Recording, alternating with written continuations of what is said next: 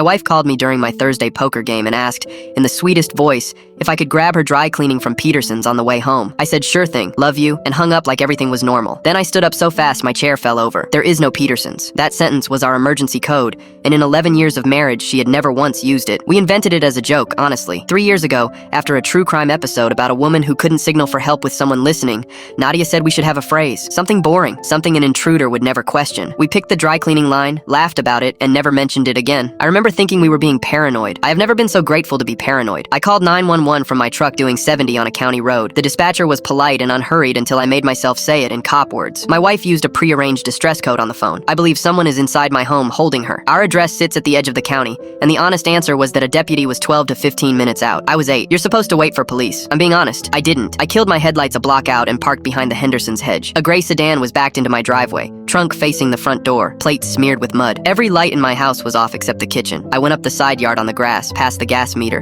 to the window we never fully latch, and I listened to a stranger's voice in my kitchen say my wife's name, except it wasn't a stranger's voice. Where does he keep the coin collection, Nadia? I've seen it. I know it's in this house. He owes me this. My stomach dropped through the lawn. Whoever was inside knew my wife's name, knew my house, knew what I owned. This wasn't random. Someone had chosen us. Then I heard Nadia, and her voice put steel in me because she wasn't crying. She was stalling, calm as a dispatcher. The collection is in a lockbox. My husband has the key on him. He's home at 11. You can take it and go. Nobody has to get hurt. It was 9:40. There was no lockbox. She was inventing obstacles, feeding him a clock, keeping him calm and keeping him waiting. My wife was held in her own kitchen by a man with zip ties on his belt, and she was running the room. I got back on with 911 whispering and gave them everything. One man, kitchen, my wife seated at the table, the sedan's dented rear arch. The dispatcher said 2 deputies were 90 seconds out, coming dark, and told me not to enter. I didn't enter, but when I saw the cruisers glide onto our street with their lights off, I opened the doorbell app on my phone and rang my own front door. The chime pulled him out of the kitchen. Nadia was out the back and in my arms in under 10 seconds, and the deputies took him at my front door, crowbar still in his hand.